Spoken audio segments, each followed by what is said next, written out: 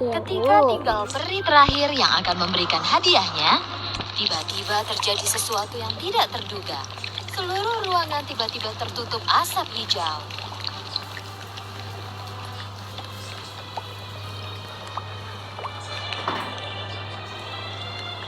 Dan saat asap itu hilang, terlihatlah peri hitam.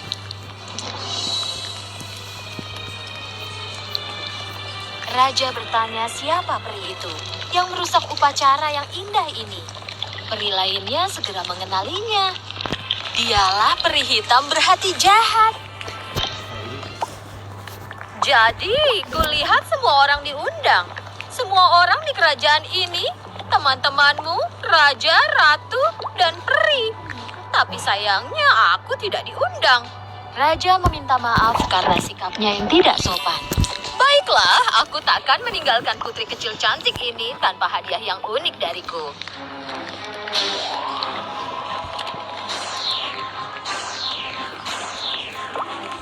Putri yang paling cantik ini akan tumbuh dikelilingi kebahagiaan, cinta, dan kekaguman. Tapi,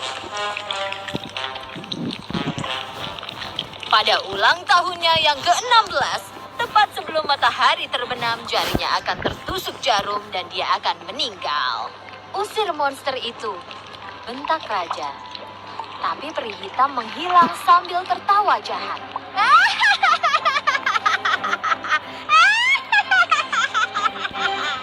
Tiba giliran peri terakhir untuk memberikan hadiahnya. Dia tidak sekuat peri hitam, tapi dia mengharapkan sesuatu yang setidaknya dapat meringankan kutukan jahat itu. Aku tak bisa membatalkan kutukan itu, tapi bisa kukurangi dampaknya. Kuharap kau tidak mati saat kutukan itu terjadi, tapi akan tertidur dan terbangun oleh ciuman dari cinta sejati. Itulah hadiahku untukmu. Raja dengan maksud untuk mencegah terjadinya kutukan jahat ini, memerintahkan agar semua jarum, mesin jahit, atau apapun yang mirip jarum untuk dikumpulkan dan dibakar di halaman istana.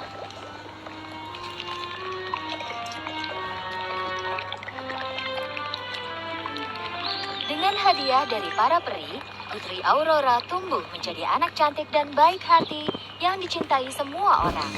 Suatu hari, Raja memerintahkan 3 peri untuk merawat dan menjaga Aurora. Ini merupakan tugas berat untuk mereka, karena Aurora tidak boleh berhubungan dengan siapapun kecuali ketiga peri. Aurora tumbuh menjadi gadis muda yang sangat cantik bersama peri pelindungnya.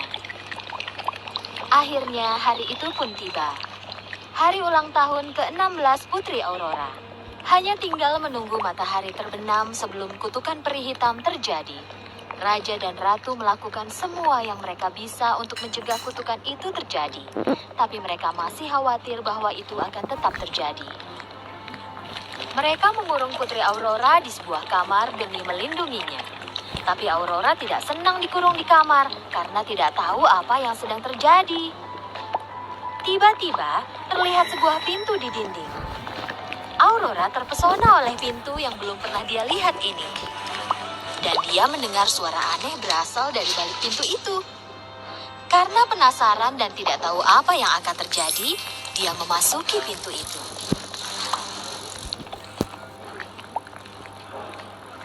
Di dalam kamar yang dia masuki, ada seorang perempuan sedang menjahit sambil membelakangi pintu. Dan Aurora berjalan seperti terhipnotis ke arah mesin jahit.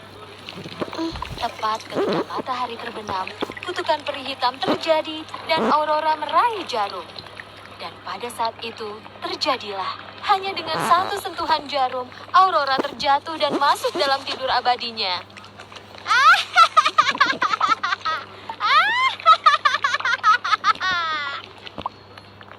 Demikianlah, saat matahari terbenam, kutukan peri hitam terjadi pada ulang tahun ke-16 Aurora. Mereka memakaikan pakaian tercantik pada Aurora dan menaruhnya di tempat tidur beralaskan bunga. Dimulailah hari-hari di mana Aurora dikenal sebagai putri tidur. Raja dan ratu tidak ingin merasa sedih lagi, jadi mereka memutuskan untuk membuat semua orang di istana tertidur. Sampai tiba waktunya Aurora terbangun.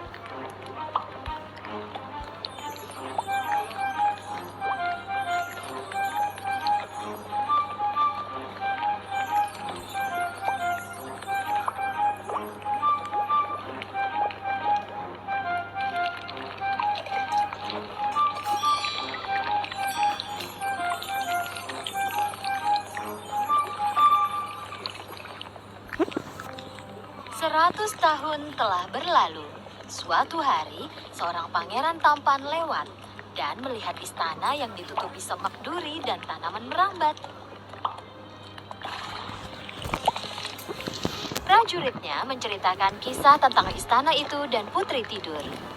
Pangeran sangat tertarik mendengarnya, jadi dia memutuskan masuk ke istana itu. Semak-semak itu terlalu lebat dan durinya membuat mustahil untuk dilalui. Jadi dia menghunus pedangnya dan mulai membuka jalan dengan menebas semak duri. Setelah berhasil lewat, pangeran akhirnya tiba di pintu istana dan melihat dua penjaga pintu yang tertidur. Pangeran membuka pintu dan kaget akan apa yang dia lihat. Ada banyak orang di lantai sejauh dia memandang. Pangeran mulai berjalan berkeliling istana dan tiba di kamar raja. Raja dan ratu juga tertidur di sofa mereka. Lalu dia melihat sebuah kamar dengan pintu setengah terbuka. Ia pun masuk. Inilah kamar tempat putri tidur terbaring di atas tempat tidur beralaskan bunga. Pangeran mendekati tempat tidur, melihat putri cantik itu dan mendekati telinga Aurora. Ternyata kaulah putri tidur yang terkenal itu. Kau sangat cantik. Bisik pangeran. Dengan penuh cinta, dia mencium dahi putri tidur. Pada saat itu, Aurora membuka matanya dan melihat pangeran tampan sedang memandanginya. Dengan terbangunnya Aurora, semua orang di istana itu terbangun dari tidur 100 tahun mereka. Raja dan ratu sangat terkejut. Mereka bangun dan berlari ke kamar Aurora untuk melihat apa yang terjadi. Dan saat melihat putri mereka yang cantik terbangun, mereka sangat senang dan bahagia. Pangeran melamar Aurora untuk menikah dengannya. Aurora tersenyum dan menerima lamaran pangeran. Dan raja tentu saja merestui pangeran yang telah menyelamatkan putri dan kerajaannya. Mereka mengadakan upacara pernikahan paling indah yang pernah ada. Dan mereka semua hidup bahagia dan kebaikan hati Cinderella. Saudari tiri Cinderella tidak secantik dirinya. Selain itu, mereka kasar dan manja.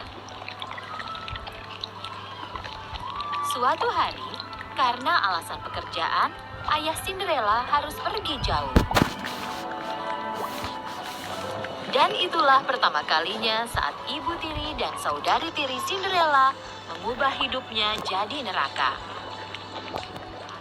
Saat Cinderella ada di taman berbicara dengan burung kesayangannya, ibu tiri mendekatinya. Mulai hari ini, kau akan tinggal di loteng. Kau akan mengerjakan semua pekerjaan rumah, dan aku tak mau melihatmu berkeliaran dengan pakaian ini. Cinderella tidak tahu harus bilang apa. Dengan tak berdaya, dia melakukan apa diperintahkan. Dia mengemasi barangnya dan pindah ke loteng. Sejak hari itu, Cinderella mulai melakukan semua pekerjaan rumah sendiri. Dia sering sangat kelelahan, tetapi ibu tiri dan saudari tirinya tidak kasihan kepadanya. Pel lagi lantainya, kau tak lihat lantainya masih berdebu. Kau belum mencuci pakaian, aku tak punya pakaian untuk dikenakan. Cinderella tidak punya teman selain tikus dan burung yang selalu datang ke jendelanya. Karena dingin, pada malam hari, Cinderella diam-diam turun ke dekat perapian dan menghangatkan diri di dekat api yang hampir padam dan tertidur. Hari-hari berlalu. Suatu hari, ada pengumuman di kota dari pihak kerajaan. Pangeran kita mengadakan pesta dansa di istana. Semua gadis yang siap menikah diundang ke pesta dansa ini. Begitu saudari tiri mendengar undangan ini, mereka lari ke rumah dan memberitahu ibu mereka. Kalian akan jadi gadis paling cantik di pesta dansa. Pangeran pasti memilih salah seorang dari kalian. Dengan begitu, kita semua akan tinggal di istana. Benar kan, Bu? Kita harus membeli gaun dan sepatu untuk kalian. Ayo, kita akan berbelanja.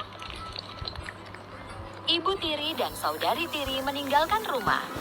Mendengar pembicaraan mereka, Cinderella berdiri menyaksikan di sana dengan sedih. Persiapan pesta dansa berlangsung berhari-hari. Kedua saudari tiri menjahit gaun baru. Setiap hari mereka akan bercermin dan berkata pada diri sendiri, Kita akan jadi gadis tercantik di pesta dansa.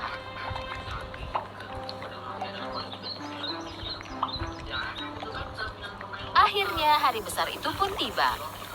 Saudari tiri bangun sangat pagi dan mereka pun memanggil Cinderella. Cinderella, Cinderella, cepatlah kemari. Kau dari mana saja? Cepatlah dan siapkan air mandi kami. Sepanjang hari itu, Cinderella membantu saudari tirinya bersiap-siap. Hei, sisir dengan perlahan. Kau akan mencabut rambutku. Menjelang malam, mereka selesai bersiap untuk pesta dansa. Kalian terlihat cantik, nak. Cantik sekali. Cinderella memberanikan diri dan bertanya kepada ibu tiri. Apa aku bisa ikut ke pesta dansa juga, kumohon? Siapa kau? Ya, katanya semua gadis muda boleh datang. Ini gaun pesta dansamu. Pangeran mencari istri, bukan pembantu, sayang. Ayo anak-anak, jangan sampai kita terlambat ke pesta dansa. Dan pastikan kau menyelesaikan semua tugas sebelum tidur. Ibu tiri dan saudari tiri Cinderella pergi ke istana. Dan Cinderella menangis di rumah sendirian. Kenapa aku tak bisa pergi ke istana juga? Jika orang tuaku di sini, hal ini pasti tak akan terjadi. Tepat saat itu, muncul cahaya yang menyilaukan. Awalnya Cinderella tidak mengerti apa itu. Dia melihat ke cahaya itu. Lalu tiba-tiba muncul peri cantik di tengah-tengah cahaya. Cinderellaku yang cantik, jangan menangis. Kau juga akan pergi ke pesta dansa di istana. Cinderella tak percaya pada apa yang dia lihat. Dia bertanya sambil terkejut. Apa aku bisa pergi? Lihat diriku. Jangan khawatir, aku di sini membantumu. Sekarang bawakan sebuah labu dan 7 tikus. Cinderella tak mengerti kenapa peri menginginkannya, tetapi dia melakukan sesuai perintah peri. Pertama-tama dia pergi ke dapur dan mengambil sebuah labu. Lalu pergi ke loteng, mengambil teman-teman tikusnya dan turun kembali. Dengan tongkat ajaibnya, peri mengubah labu menjadi kereta kuda yang indah. Lalu mengubah tikus. Seekor tikus diubah menjadi kusir, dan 6 tikus diubah menjadi kuda putih yang indah. Dengan kagum, Cinderella melihat kereta kuda yang telah diubah peri untuknya. Saat tongkat ajaib peri menyentuh Cinderella, gaun lamanya berubah menjadi gaun pesta dansa.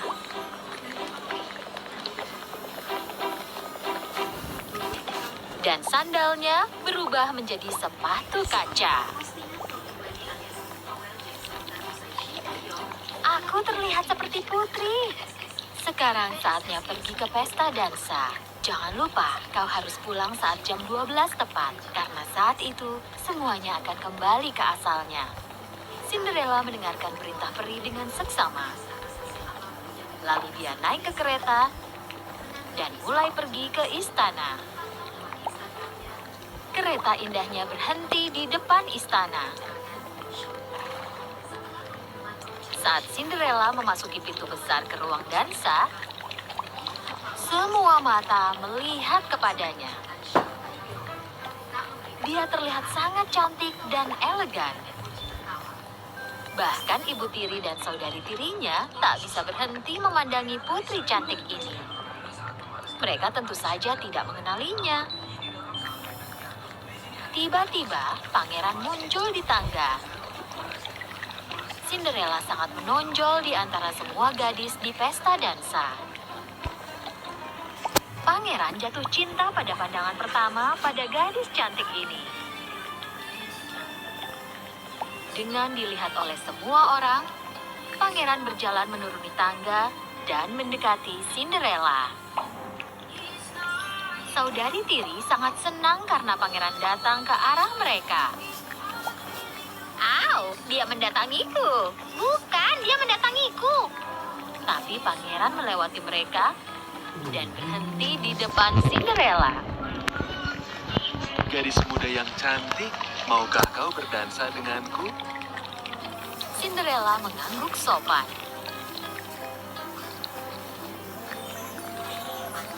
Pangeran dan Cinderella berdansa dengan dilihat oleh semua undangan. Cinderella sangat terpesona dengan musik dan dansanya. Dia merasa hanya ada dirinya dan pangeran di ruang dansa itu. Mereka berdansa non-stop sepanjang malam. Tentu saja, Cinderella tidak merasakan waktu yang berlalu. Pada suatu titik, matanya melihat jam besar. Hampir tengah malam. Tepat saat itu, Cinderella ingat peringatan dari peri. Kau harus pulang saat jam 12 tepat, karena semuanya akan kembali ke asalnya. Dengan panik, Cinderella mulai berlari dan meninggalkan pangeran. Saat berlari menuruni tangga istana, salah satu sepatunya terlepas.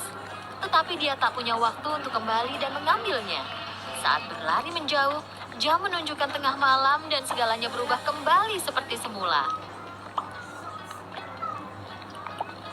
Saat pangeran keluar mengejar Cinderella, dia melihat sepatu di tangga. Temukan pemilik sepatu ini. Meski kau harus meminta semua gadis di kerajaan untuk mencobanya, temukan dia. Cinderella pulang dengan terengah-engah dan langsung menuju loteng. Dia mulai memikirkan malam yang dia habiskan bersama pangeran. Dia tahu kesempatannya takkan ada, tetapi dia tetap jatuh cinta kepada pangeran. Hampir mustahil bagi pangeran untuk menemukannya, dan meski ditemukan, pangeran tak akan mengenalinya. Pengawal pangeran mengetuk setiap pintu rumah di kerajaan dan mencari gadis pemilik sepatu ini.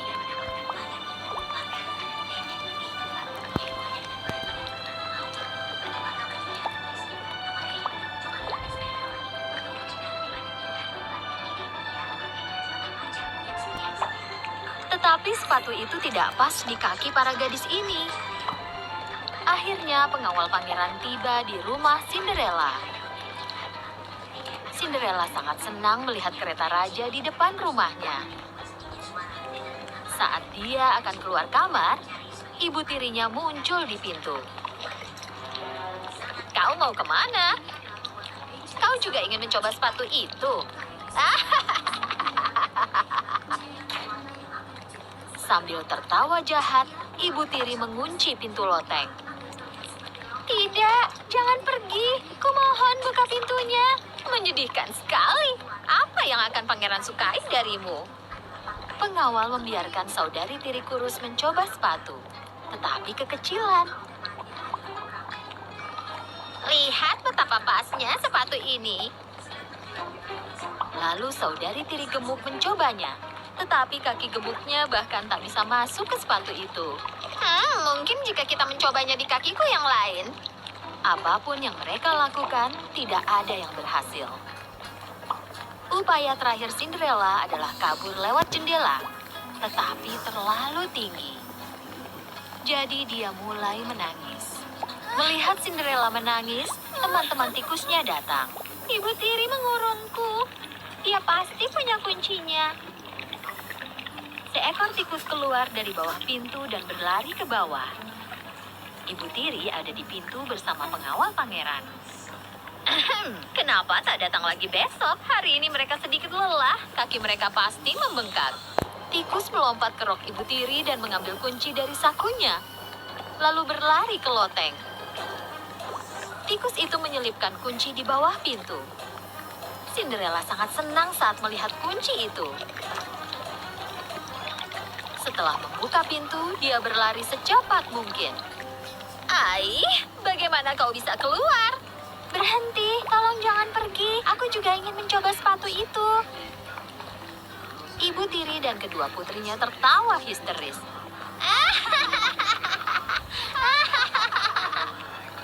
Tolong diam. Perintah pangeran adalah agar semua gadis di kerajaan ini mencoba sepatunya. Saat Cinderella mencoba sepatu itu, semua orang kaget. Karena sepatu pas sekali. Gadis muda, apa kau pemilik sepatu ini? Cinderella mengangguk mengiyakan. Silakan ikut kami ke istana. Cinderella pergi ke istana bersama pengawal pangeran. Dan mereka membawanya kepada pangeran. Saat pangeran menatap mata Cinderella, dia tahu gadis itulah yang berdansa bersamanya malam itu. Pangeran memegang tangan Cinderella. Akhirnya aku menemukanmu. Maukah menikah denganku?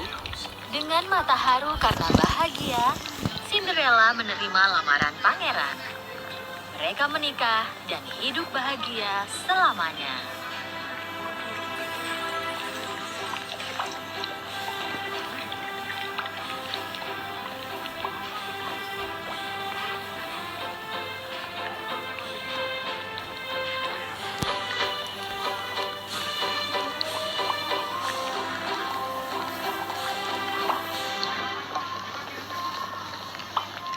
Zaman dahulu, ada sebuah istana yang indah di negeri antah berantah. Di istana yang megah ini, hiduplah ratu yang paling cantik. Ratu punya satu permohonan agar dia bahagia, yaitu ingin memiliki bayi perempuan yang cantik. Suatu hari di musim dingin, saat ratu menjahit di dekat jendela, dia tiba-tiba tertusuk jarum. Dia segera mengusap darahnya dengan selembar kapas, dan saat itu dia mengucapkan permohonan. Aku berharap punya bayi perempuan yang kulitnya seputih salju, matanya lebih cerah dari permata paling berkilau, bibir semerah ceri, dan hatinya penuh sukacita. Dan suatu hari, permohonan ratu baik itu menjadi kenyataan. Dia melahirkan seorang bayi perempuan yang cantik. Mereka menamainya Putri Salju.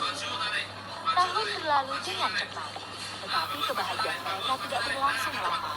Ratu baik hati jatuh sakit dan tak lama kemudian meninggal dunia. Tak berapa lama, raja semakin tua dan menjadi sangat lemah. Jadi dia menikah lagi dengan seorang perempuan. Ratu baru ini cukup cantik, tapi hatinya jahat. Dia seorang wanita yang sombong dan pencemburu. Setiap hari, Ratu akan melihat ke cermin ajaibnya dan menanyakan pertanyaan ini. Cermin-cermin di dinding, siapakah wanita tercantik di seluruh negeri? Dan cermin ajaib akan menjawab, Tak ada yang mulia. Adalah satu-satunya wanita paling cantik. dan Ratu akan sangat senang dengan jawaban ini. Sejak kedatangan Ratu jahat, semua yang ada di istana mulai berubah. Karena perbuatan jahatnya, kerajaan menghadapi banyak sekali masalah. Jadi untuk mengatasi masalah itu, raja harus pergi dari istana. Ratu jahat sangat senang, karena kini raja pergi, dia bisa melakukan semua sesuka hatinya. Tahun berlalu dengan cepat, dan Putri Salju tumbuh menjadi gadis yang cantik. Di tempat yang tak terlalu jauh, seorang